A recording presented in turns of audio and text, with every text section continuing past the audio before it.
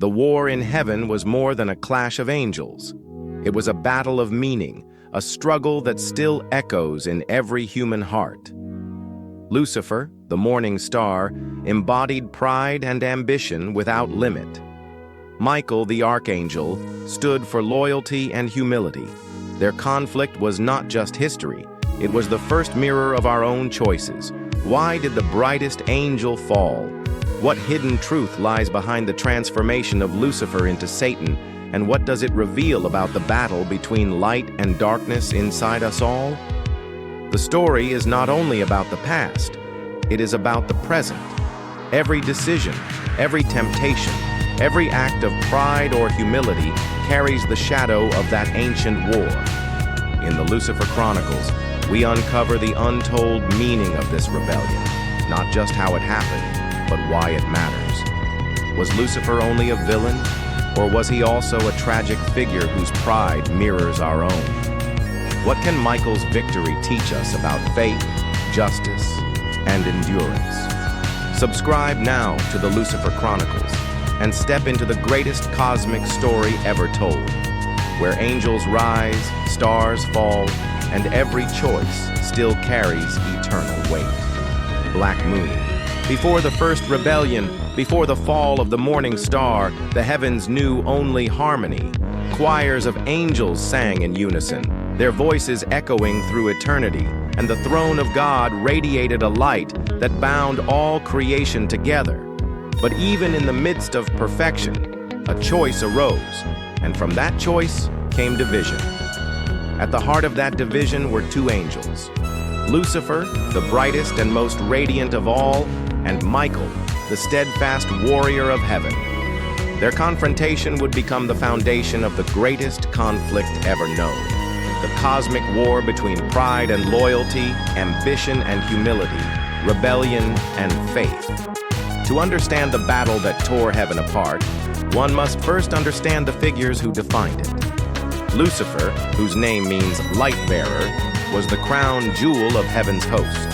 His beauty was beyond imagination, his brilliance unmatched, his wisdom so profound that the younger angels sought him as both guide and inspiration.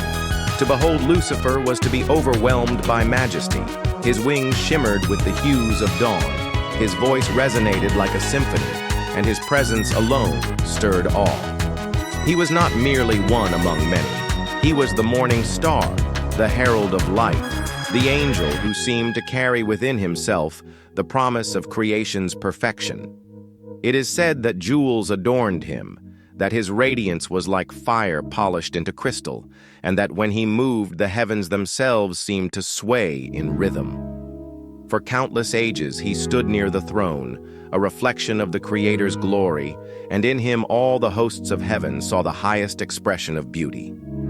But beauty can be both a blessing and a burden. The very light that made Lucifer adored by others also awakened in him the seed of pride. Admiration, repeated endlessly, became intoxicating. Praise, once received as gratitude, began to feel like entitlement. Slowly, imperceptibly at first, Lucifer ceased to see his radiance as a gift from God and began to imagine it as his own. Pride whispered in his heart, "Why should I, so radiant, so wise, so adored, forever serve another? Why should my light only reflect when it can blaze on its own?" Thus the morning star began to dream not of service, but of sovereignty. In contrast stood Michael, the Archangel whose very name meant, "Who is like God?" A question that was also an answer, a declaration of humility. Unlike Lucifer, Michael was not described as the most beautiful or the most dazzling. His greatness was not in outward splendor, but in inward strength. Where Lucifer inspired awe, Michael inspired confidence. Where Lucifer dazzled with brilliance, Michael burned with loyalty. He was the warrior of heaven, the protector of God's order, the one who led with conviction rather than charisma.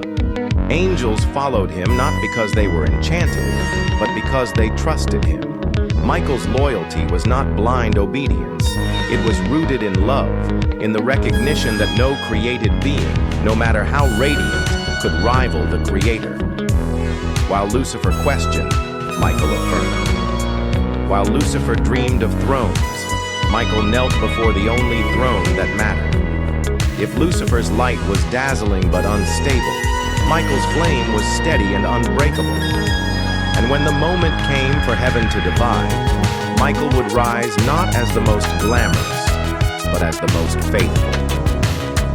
The contrast between the two was stark, and it is in this contrast that the seeds of war were sown. On one side was Lucifer, the symbol of ambition unchecked, of pride grown too large for humility to contain. On the other was Michael, the embodiment of loyalty, of justice, of truth unyielding in the face of temptation. Their opposition was not only personal, it was archetypal, a drama that would echo in every age of human history. For in their conflict one sees the eternal struggle, to exalt oneself or to serve, to defy or to obey, to grasp at power or to bow in humility. When Lucifer began to whisper his doubts to other angels, many listened. His charisma was irresistible, his vision intoxicating. He painted a picture of freedom, a heaven without hierarchy, a kingdom where angels ruled themselves, where the morning star would rise above the throne and lead them into a new dawn. Some angels, dazzled by his brilliance, wavered in their loyalty to God. For them, the choice seemed simple. Why remain servants when they could be rulers? Why remain in the shadow when they could bask in Lucifer's light? But as Lucifer gathered followers, Michael stood firm. He did not offer dreams of glory, but he offered truth. Who is like God? Who can rival his power? Who among us was not created by his hand? Michael reminded the angels that their strength, their beauty, their very existence was not their own, but a gift. To rebel against God was not to claim freedom. It was to reject the source of life itself. His words were not wrapped in the charisma of Lucifer's speeches, but they carried weight, and many angels, moved by his conviction, stood with him. Thus, the heavenly host was divided. On one side, the radiant morning star and his legions of ambition, eyes blazing with pride, wings shimmering with borrowed light. On the other side, Michael and the loyal angels, steady and unyielding, their swords ignited with the fire of obedience. What had once been harmony now stood on the brink of chaos. The opposition of Lucifer and Michael was more than the conflict of two angels. It was the collision of two visions of existence. Lucifer's vision exalted the self, placing ambition above order. Michael's vision exalted God, placing loyalty above all else. Their conflict foreshadowed every battle that would come after, from the wars of nations to the wars within human hearts. For in every act of pride, Lucifer's voice whispers still, and in every act of humility, Michael's resolve resounds. Before the first sword was drawn, before the first strike of battle rang through eternity, the war had already begun. In the hearts of these two angels, opposites destined to clash. Lucifer, the morning star, dazzling but proud, desired to ascend. Michael, the warrior of heaven, humble but resolute, desired only to serve. Their confrontation was inevitable, their opposition eternal. And from their choices, the first war of creation would ignite, a war whose echoes continue to shape the universe to this day. Every conflict in history has its spark, but none so profound as the spark that ignited the first war, not on earth, but in the eternal courts of heaven. This war did not begin with armies, nor with weapons drawn. It began in the heart of a single angel, Lucifer, the morning star. The cause of the war in heaven can be traced to one word, a word older than rebellion, older even than time itself: pride. Pride turned admiration into arrogance, gratitude into envy, and service into rebellion. Pride transformed the brightest of angels into the first adversary. Lucifer had been given more than any other angel. His beauty was dazzling, his wisdom profound, his place in the celestial hierarchy exalted. Among the hosts of heaven, he was unmatched, the very reflection of divine majesty. For ages, he stood close to the throne, his voice leading choirs in praise, his presence filling the heavens with awe. To all who looked upon him, he seemed the embodiment of perfection. But perfection is a fragile crown, and within Lucifer's brilliance a fracture began to form. It started with comparison. Lucifer looked upon his own splendor and then looked upon the throne of God. At first, he acknowledged the gulf between them, the creator and the created, the infinite and the finite. But pride whispered differently. Are you not radiant? Are you not adored? Are you not worthy of more? Pride shifted his perspective. What once felt like honor now seemed like restraint. What once felt like blessing now seemed like bondage. The more he gazed upon his own reflection, the more he questioned why he should forever bow to another. This subtle whisper grew louder, transforming into ambition. Lucifer began to imagine a kingdom not beneath God, but apart from him. He envisioned a throne where he was sovereign, a kingdom of angels who ruled themselves, unbound by obedience, unchained by humility. In his vision, he was no longer the morning star heralding the dawn. He was the sun itself, blazing alone in the sky. The thought was intoxicating. It did not matter that all his glory had been given to him. Pride convinced him it was his by right. Ambition rarely remains contained. What begins as a thought soon becomes a word, and words spread like fire. Lucifer began to whisper to others. To the angels who admired him, he sowed seeds of doubt. Are we not glorious? Were we not made with power? Why should we kneel forever? Why not rise and claim what we deserve? His voice, honeyed with charisma, turned admiration into loyalty. Slowly, angels who once sang praises to God now looked to Lucifer for guidance. What had begun as a solitary pride became a movement. The cause of the war, then, was not a simple hunger for power. It was the rejection of order itself. Lucifer was not content to be the brightest among servants. He desired to be master. He was not satisfied with borrowed light. He wanted to be the source. His pride told him that equality with God was possible, even deserved. His ambition told him that if he reached high enough, he could seize it. Together, pride and ambition formed the perfect storm, and rebellion was inevitable. But the rebellion was not just about Lucifer's ambition. It was about choice. For the first time in eternity, angels faced a decision. Would they remain loyal to their Creator, acknowledging that their power was a gift, their glory a reflection? Or would they follow Lucifer, believing the lie that they were destined for more, that freedom lay in defiance rather than devotion? In that choice, the heavens divided. Michael, the Archangel of loyalty, understood the danger. To him, Lucifer's pride was not freedom but delusion, not empowerment but destruction. He proclaimed what Lucifer had forgotten. Who is like God? It was a rhetorical question, but it cut to the core of the issue. No created being could rival the Creator. No borrowed light could replace the source. But for many angels, Lucifer's vision was too seductive. They saw in him not a rebel, but a leader. They mistook his pride for strength and his ambition for destiny. Thus, the cause of the war was set. It was not a failure of creation, but the misuse of freedom. God had given his angels the power to choose, and Lucifer chose pride. He chose ambition over gratitude, self over service, rebellion over loyalty. His choice drew others into his orbit, and soon the heavens themselves teetered on the edge of conflict. The war in heaven did not begin because God was unjust, nor because Lucifer was oppressed. It began because pride blinded the morning star to the truth of who he was, a creation, not the Creator. It began because ambition convinced him that the throne of God could be seized by force. It began because one angel, given more than all the rest, believed that more was still not enough. And so the cause of the war was not merely Lucifer's fall, it was the choice that pride and ambition demand of every being. It was the eternal question: will you serve or will you exalt yourself? In heaven, that question ignited a rebellion that shook eternity.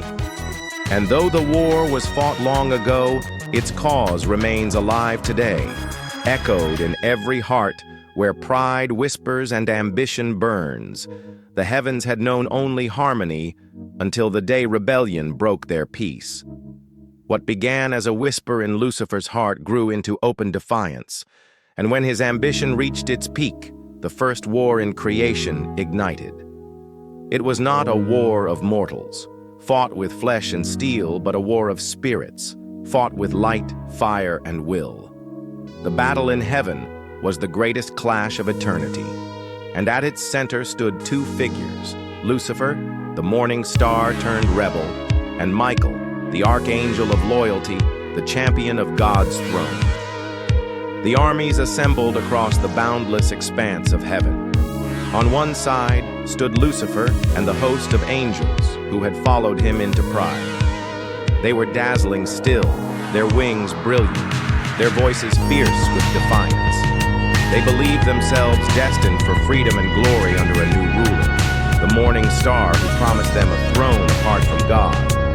On the other side stood Michael and the faithful, angels whose strength was not in numbers or charisma, but in obedience and truth. They bore no illusions of power for themselves. They fought for the order of heaven and the sovereignty of the Creator. The first clash shook creation itself. Flames burst from swords forged of light, and when wings collided, they roared like thunder across the cosmos. Lucifer's followers hurled themselves with reckless abandon, driven by the intoxicating dream of freedom. They shouted their defiance, their cries echoing through the stars. Yet Michael's army stood unshaken. Every stroke of their blades was measured, every movement an act of devotion. Their battle cries were not for themselves, but for God, whose name was their shield and whose authority was their strength. At the heart of the battlefield, the two leaders met. Lucifer descended in a blaze of fury, his form radiant yet twisted by pride. His eyes burned with ambition, his sword flashed like lightning, and his voice thundered, "I will ascend! I will be like the Most High!" With each strike, he sought to carve a path to the throne he believed should be his. His followers rallied behind him, convinced that victory was within their grasp. Michael faced him with calm resolve. His sword glowed not with borrowed brilliance, but with divine fire. His voice, steady and unwavering, rang out in defiance of Lucifer's pride. Who is like God? It was more than a question. It was a declaration, a reminder to every angel watching that no created being could rival the Creator. When Lucifer struck, Michael parried. When Lucifer roared, Michael answered with silence, filled by unbreakable faith. Their clash was the embodiment of the war itself. Pride against humility, rebellion against loyalty, false light against true light. The battle raged across the heavens. Stars seemed to shatter under the force of their strikes. The skies were ablaze with flashes of fire as angel clashed with angel, the very order of creation trembling under their fury. For a moment, it seemed the outcome hung in balance. Lucifer's charisma and fury carried weight. His legions fought with passion, and their numbers pressed hard against Michael's lines. Yet passion without truth cannot endure. Slowly, the balance began to shift. Michael's forces held their ground with unyielding discipline. They did not fight for themselves, but for the eternal order, and that loyalty gave them strength beyond measure. As the clash continued, Lucifer's fury began to falter, his brilliance dimming as the truth of his limitations revealed itself. No matter how fiercely he fought, he was still a creation, still finite. And against the eternal fire of God's authority, his pride could not prevail. The turning point came when Michael struck with divine authority. His blade, blazing with the Creator's power, cut through Lucifer's defenses. The morning star staggered, his radiance breaking, his ambition undone in a single moment. His followers faltered at the sight, and the tide of battle surged against them. The faithful advanced, driving the rebels back, their unity and devotion overpowering the chaos of pride. At last, the judgment fell. Lucifer and his legions, once radiant among the hosts of heaven, were cast down. They fell like lightning from the skies, their cries echoing into the abyss. No longer angels of light, they were stripped of their glory, transformed by their rebellion into demons, their beauty twisted into corruption. And the morning star, once the brightest of all creation, became Satan, the adversary, the enemy of heaven for all eternity. When the battle was over, heaven was secure once more. The choirs sang again, their harmony restored, and Michael stood triumphant as the defender of God's throne. Yet the victory carried with it a solemn weight, for though the rebellion was crushed, heaven had lost its brightest jewel. The memory of the morning star's fall remained, a wound carved into eternity, a reminder that even perfection can falter when pride takes root. The battle in heaven was more than a conflict of angels. It was the revelation of choice. Even in the heart of paradise, freedom existed, and with freedom came the possibility of rebellion. Lucifer chose pride, and Michael chose loyalty, and their clash reshaped creation. Its echoes still linger, for every act of pride in the human heart recalls the morning star's rebellion, and every act of humility reflects Michael's resolve. Thus the battle in heaven stands as the first and greatest war, not of kingdoms or nations, but of principles eternal. It was the war that declared forever that no light born of pride can overcome the eternal light of God, and no throne built on ambition can endure against the throne of the Almighty. The battlefield of heaven grew silent. Where once the choirs of angels had lifted hymns, the echoes of war lingered. Clashes of swords, cries of defiance, and the thunder of wings still trembling in the air. The rebellion was over. The armies of light stood victorious, and the rebellion of pride had been crushed. But though heaven was secured, creation itself was forever changed. For in that moment, the morning star ceased to exist, and in his place arose a darker figure, Satan, the adversary. Lucifer's defeat was not a mere setback, it was a transformation. Cast down by the authority of God, he and his followers fell like lightning from the heavens, hurled into the abyss. The fall itself was a spectacle of judgment. Angels who had once shone brighter than the dawn now tumbled as burning stars, their brilliance extinguished by rebellion. Their wings, once radiant with light, were seared black. Their voices, once instruments of harmony, became shrieks of bitterness. It was more than exile, it was metamorphosis. The most glorious beings of heaven had been twisted into demons, their beauty consumed by corruption, their purpose inverted into defiance. And at the head of them all was Lucifer, stripped of his title, stripped of his name, stripped of the light that once defined him. He was no longer bearer of light, but the enemy of it. From that day forward, he would be called Satan, the adversary, the accuser, the embodiment of opposition. Where he once inspired awe, he now provoked terror. Where he once sang in harmony, he now whispered in lies. His radiance had not vanished, but had been distorted, burning with a darker fire, fueled not by devotion, but by hatred. The abyss into which they fell became their dwelling place, a realm of separation, despair, and shadow. It was not designed for them, yet it became their home. Here, Satan enthroned himself as ruler. If he could not ascend above God, he would enthrone himself in defiance beneath him. If he could not govern the angels of light, he would command the demons of shadow. This was the birth of hell, not as a kingdom created by God, but as the inevitable result of rebellion. A realm forged from pride, bitterness, and the echo of defiance.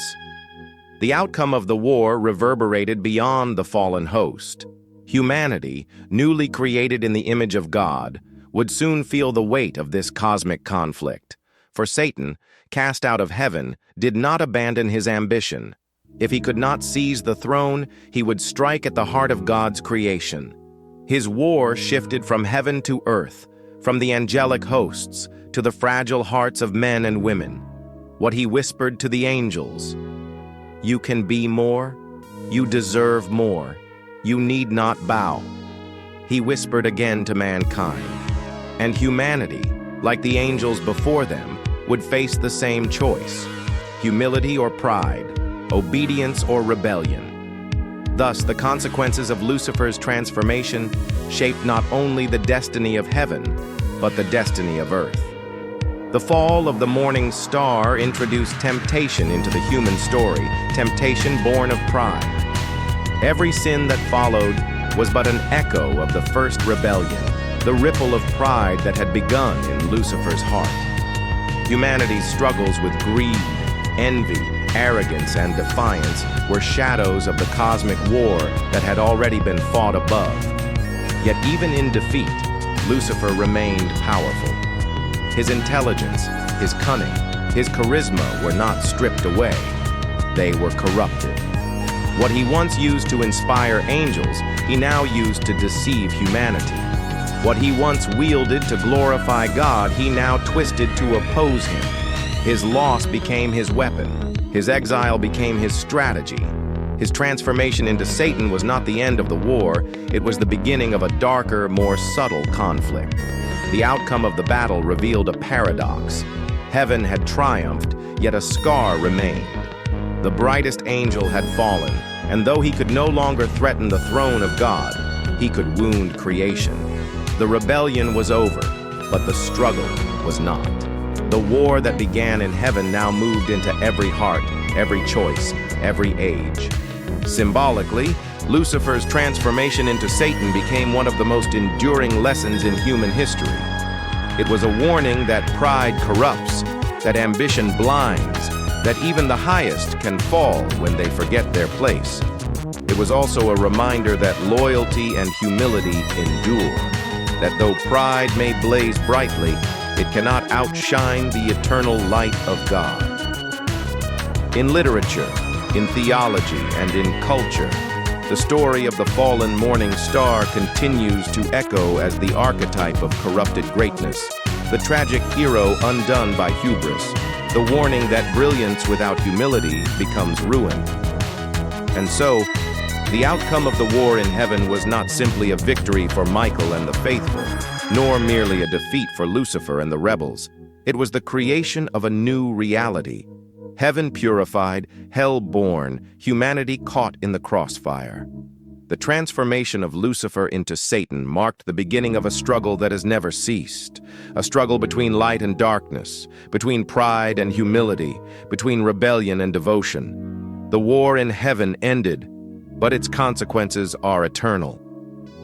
The morning star became the prince of darkness, and the battle that began among the angels still rages within the human heart. For every soul is now a battlefield, every choice a reflection of that ancient war. Lucifer's transformation was not just his own. It was the turning of the universe itself, a moment when creation was divided forever into light and shadow.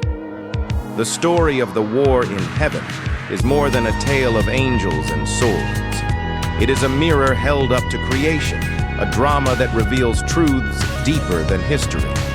Though it begins with Lucifer and Michael, its meaning extends beyond the walls of eternity into the lives of every soul.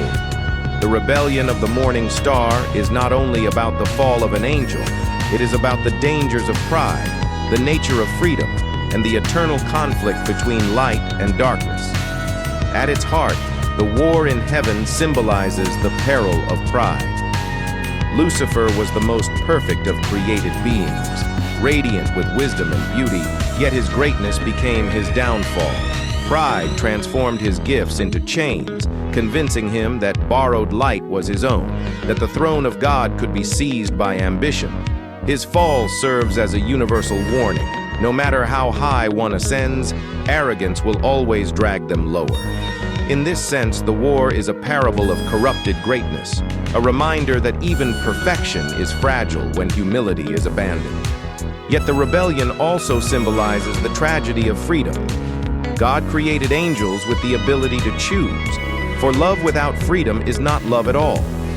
Lucifer exercised that freedom to rebel, and in doing so, he revealed both the beauty and the danger of choice. The same freedom that allows devotion also allows defiance. This duality echoes through humanity's story. Every act of sin, every grasp at forbidden power, is an echo of Lucifer's first choice: I will not serve. The war in heaven teaches that freedom is sacred, but it comes with responsibility, and the misuse of freedom can turn light into shadow.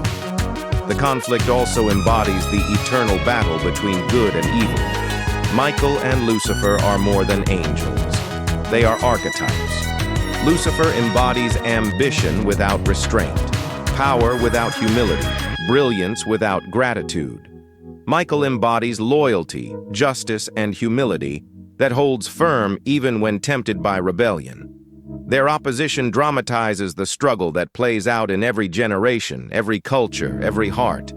Literature, film, and myth are filled with their echoes, from tragic heroes undone by hubris to steadfast warriors who triumph through faithfulness. The war in heaven is the prototype of every moral conflict humanity has ever known. In American culture especially, this story resonates deeply. The figure of Lucifer has often been cast as the archetypal rebel, like Prometheus stealing fire, or a tragic hero who defies authority at great cost.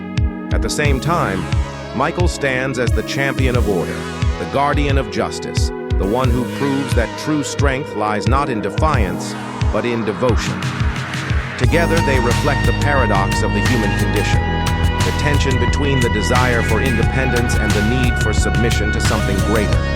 Perhaps the most profound symbolism of the war is its message that light and darkness coexist in every heart. Lucifer's pride and Michael's loyalty are not distant tales, but living forces. In each person exists the temptation to exalt oneself, to seize what is not theirs, to declare independence from God. And in each person also exists the call to humility, to obedience, to loyalty that transcends pride. The battlefield of heaven has become the battlefield of the soul, and every choice is a continuation of that ancient war. In the end, the symbolic meaning of the war in heaven is both a warning and a promise. It warns that pride, unchecked, will always corrupt, even the brightest star. But it promises that loyalty, though humble, will always endure. The morning star fell, but Michael stood victorious. And so the story reminds us that in the struggle between pride and humility, ambition and devotion, light and darkness, the outcome is determined not by brilliance, but by faithfulness.